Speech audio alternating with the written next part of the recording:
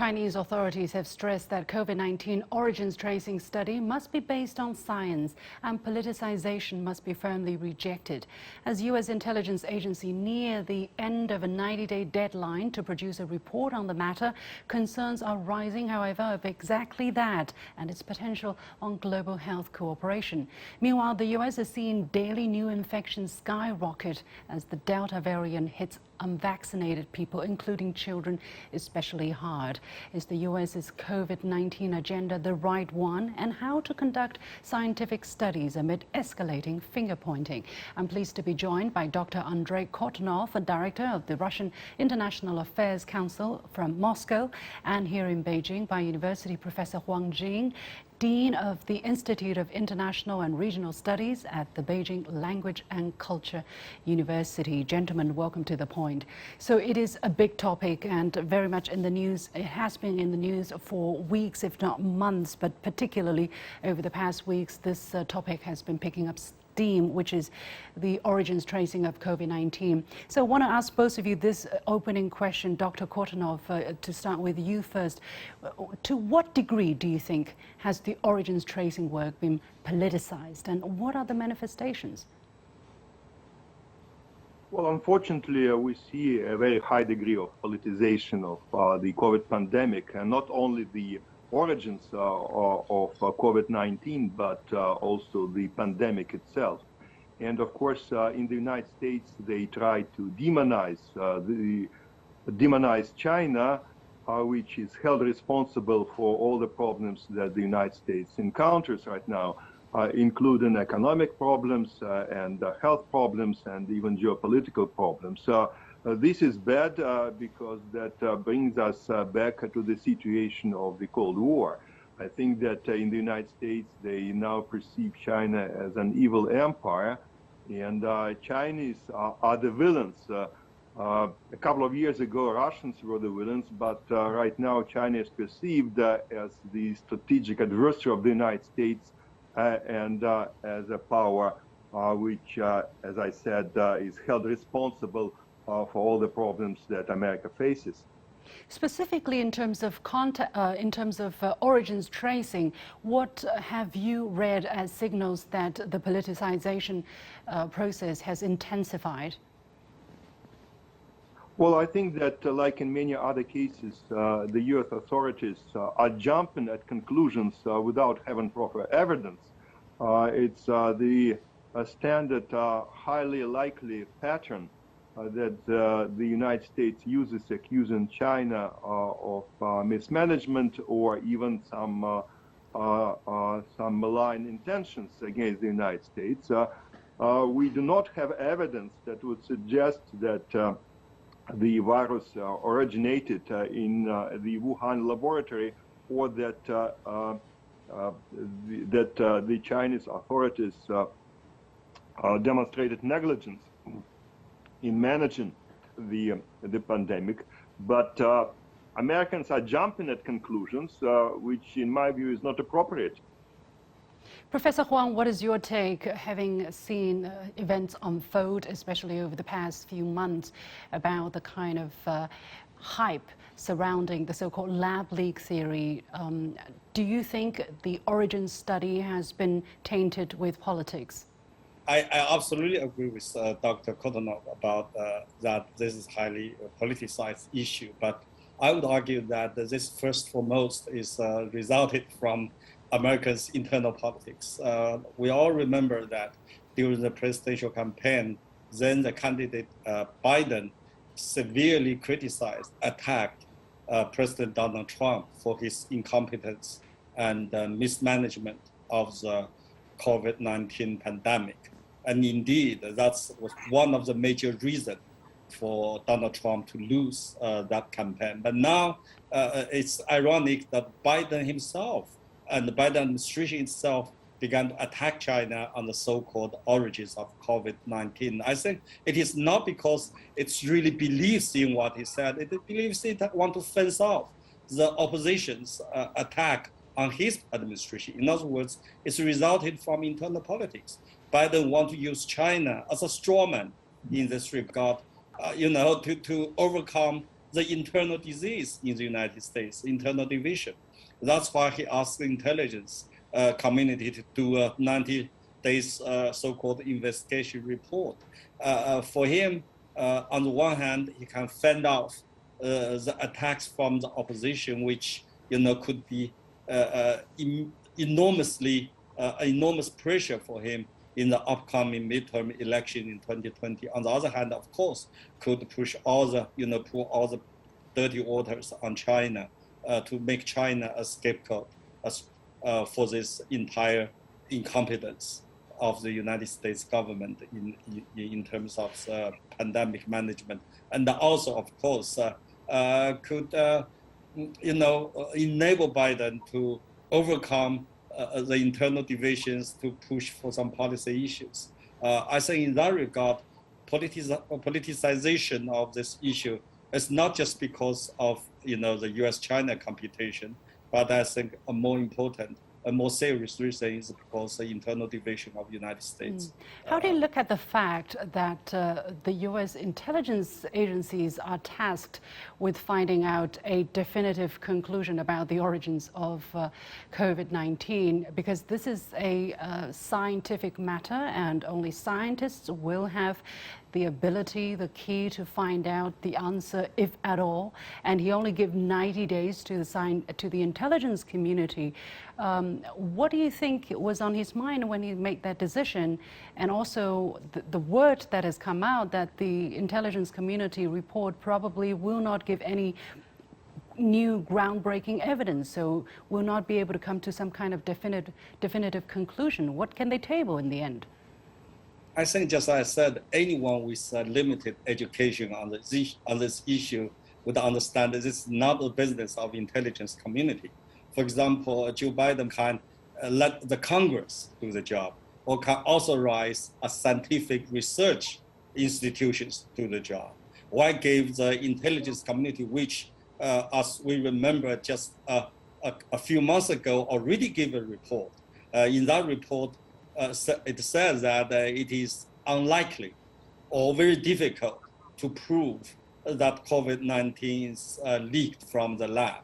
But now it was tasked a second time for this mission. Obviously, Biden, I think, that's my opinion, I think President Biden hopes that intelligence community can give him a report he can put in front, first and foremost, in the Congress, in front of Republicans. Look, I tried. I did my job. This is our most trustworthy intelligence community gave us the answer which, as we already known by some leak, that could be 50-50. That is, it is as credible as is from lab or from the human, transactions. From so nature. Mm-hmm. I think that the nature of it is still a very, to me, is very unclear. I think that that's exactly what Biden wants. He wants to use this report, let me repeat myself, use the report to fend off the opposition in the first place. Dr. Kortunov, what is your take on the same question? What do you think drove U.S. President Biden to direct the intelligence community to come up with some kind of answer or conclusion in 90 days? Well, let me start with saying that the odds are that they will not find anything convincing, any compelling evidence about where and how the virus originated. And the head of CIA, Ambassador Bill Burns, whom we all know is a very reasonable and a very solid person, I don't think that he will fake the findings of the report. So indeed, I think that we should consider the decision of President Biden in the context of the domestic political struggle. Of course, conservative Republicans on the Hill are very critical of the administration. And they stick to the positions of his predecessor, Donald Trump, and they accuse the White House of being too soft towards China and of not taking all possible measures which are in the White House disposal in order to investigate the case. Now they say in the U.S. intelligence that they somehow acquired a large body of new data from the Wuhan laboratory. I don't know how they got it, but allegedly they got a lot of data in Mandarin, so they have to translate it, they have to process it, they have to analyze it. And since allegedly the size of the data is huge, it's very unlikely that they will meet the deadline. So I think that the conclusion will be exactly 50-50, that we cannot decide for sure whether it was a leak or it was just caused by the natural causes. Yeah. But indeed, Biden needs to get some kind of protection against his critics on the Hill, especially given other problems that he now encounters in the U.S. foreign policy. Yeah. I think that his popularity is going down. The opposition is getting more active, and he has to demonstrate that he is not sitting on his hands and he is doing something. But the fallback, the repercussions of these actions will be serious, because definitely this story will have an impact on the U.S. public opinion, and anti-Chinese sentiments will get even stronger than they are right now. But even if they come out with a report which says both scenarios or both hypotheses is viable, is likely, that is already deemed by many in the scientific community as being against science, because the consensus and according to scientific principles, the fact that the virus could have come out of a lab leak is just unthinkable. The likelihood of that is extremely, extremely low. And yet, intelligence communities are tasked with doing scientists' job. So does that speak to the degree to which this issue is not anymore a scientific, but a political one, Professor Huang? I think still at the end of it, it's still a scientific issue, because if we really want to find out. Yes. Yeah, it should be, because for the entire human being, all of us, we really need to find out exactly where it comes from so that we know how to defend ourselves in the future. But to make it deliberately said it's your problem, it's leaked from your lab and so on and so forth, I think the backlash, even from the United States point of view, I think Joe Biden should understand very well. The United States not only is higher in terms of the infection is the highest among the world, and also the death rate is also highest. Another important issue, let's keep in mind, it is the United States that is the most advanced country in terms of biotechnology or research. We know that a lot of incidents, so-called incidents, happen in American labs. I think if United States really want to go into that direction, I think the backlash could be very serious against the United States itself, because who knows what's in the box of the worm. But we do know if the worms that is undermine our health, most of them would come from United States, because United States, and that's the reality, that's a fact, is the most advanced country in this regard, in terms of the biotechnology. So I think a lot of American friends that I know already warned privately, at that time, of course, it's Donald Trump's administration, and Ms. warns that you really don't want to get into that direction. I think Joe Biden, as an old hand in Washington, D.C., he himself understands very well. But, facing a very strong opposition, which could really undermine the midterm elections or even his second term, Joe Biden, of course, will have to make a show. In this regard, that China has become a victim, which, of course, a victim of U.S. internal politics. On the one hand, on the other hand, of course, it does not help the U.S.-China relationship at all. Not at all, but let's look at what is really the dire situation we are faced with at this moment. The United States has just seen daily cases rising by 700%. Okay, we're not talking about 70% or 7%, we're talking about 700%. And then if you look around the world, we have an extremely uneven distribution of vaccine, and people, and the situation is not getting any easier with the spread of the Delta variant. So, Dr. Kortunov, do you think really the international community, the scientists, the people in the media, the people in the global public health governance should really be spending so much time and energy and resources to debate where the virus came from, or to focus on saving lives, for God's sake, for the moment? Well, I think that your question is very valid. Indeed, we should set our priorities right.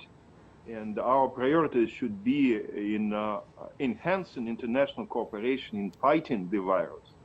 Unfortunately, what we saw was what I would call vaccine nationalism and vaccine race. And this is very unfortunate. I think that we all failed the test of the pandemic, and we have to learn our lessons. We should definitely need to strengthen WHO.